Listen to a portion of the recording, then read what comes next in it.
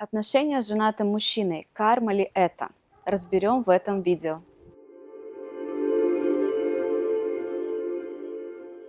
Давайте для начала тогда разберемся, чтобы не было путаницы, что означает слово карма. Карма вообще значение. Термин идет из буддизма и индуизма. С санскрита карма переводится как действие. Это причинно-следственный закон. То есть считается, что человек, точнее нельзя, наверное, здесь называть человек, потому что человек – это материя. Душа, личность, в разных течениях могут использовать разные слова для этого, но личность, душа в прошлых жизнях совершила в человеческом облике, либо, может быть, в облике животного какие-то действия недоразрешенные, и они переходят в эту реинкарнацию, в это рождение, и человек как бы допроживает какие-то события. Это немножко так теории.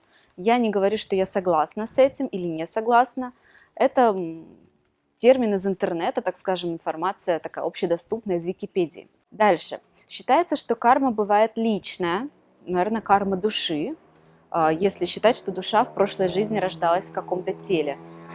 Есть еще карма родовая, семейная, то есть считается, что по роду переходят определенные процессы, действия. Есть еще расовая, национальная и мировая. Вот последние три вообще говорить не буду, так как к отношениям с женатыми мужчинами это точно не относится. А вот про первые две поговорим в этом видео дальше. Из тех учений, в которых лично я сама развивалась, которые я пропускала через себя и где получала опыт, немножко касаясь магии, глубоко погружаясь в семейные расстановки, я для себя сделала такой вывод, что, во-первых, я верю в реинкарнацию, во-вторых, когда происходит зачатие человека, процесс зарождения, можем визуализировать этот процесс, как появляется некий котелок, куда закладываются части, из чего будет дальше сделано это целое. И туда действительно попадает прошлый опыт души из прошлых воплощений. И здесь может передаваться карма личная. Попадает туда некий опыт семейной системы, в которой родится этот человек. И туда могут попадать какие-то части семейной кармы. Дальше, что такое национальная, например, карма или расовая карма? Я вижу в этом всего лишь социальное давление. У евреев есть своя, условно назовем это в данном ролике, карма, да, и они проживают какие-то свои повторяющиеся паттерны, недоразрешенные чувства, то, что было у евреев в их опыте, в истории, вот как-то это иногда разворачивается дальше. И, безусловно, если человек зарождается, личность, это в котелке, ему уже уготовлено место, например, в семье евреев, то часть из этого может ему тоже перейти. Но очень важно, здесь нет какой-то формулы универсальной, что человек обязательно получает все. Здесь какая-то, наверное, высших сил воля, и часто еврей может родиться в еврейской семье, и где рядом все получают определенные трудности, генетически как бы им это переходит, а он не получает, и никто не может объяснить, почему. Так же, как в одной и той же семье, в одном и том же роду рождаются два ребенка, но у одного есть какая-то родовая трудность, переходящая из поколения в поколение, а у второго нет. Второй более удачлив в этом, ему не досталось. То есть здесь никакой закономерности нет, и мы никогда не можем рассчитать, кто какую свою карму получит дальше. Итого, возвращаемся к сути ролика. Отношения с женатым мужчиной – это карма или нет?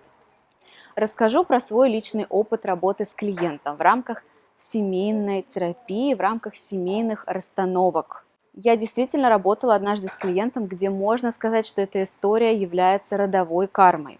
Случай таков. Девушка познакомилась с мужчиной, он женат.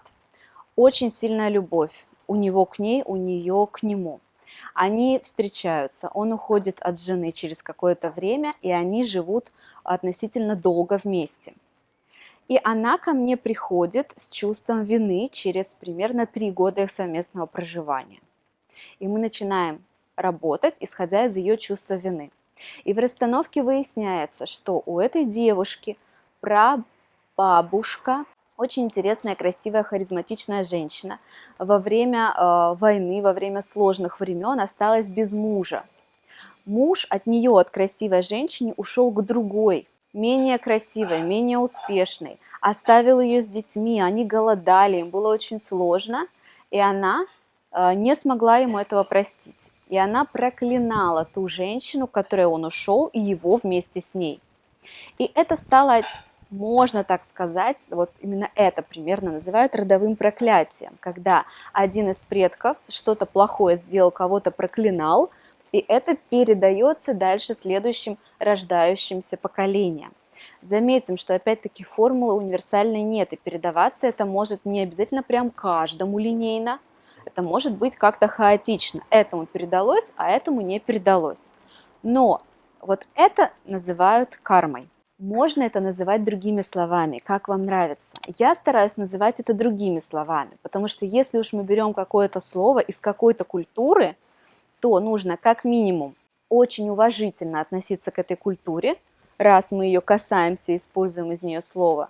Второй момент, ну давайте тогда уже, если будем использовать слово карма, и богов принимать из той культуры, и ритуалы их уважать, и, может быть, совершать их иногда. То есть зачем?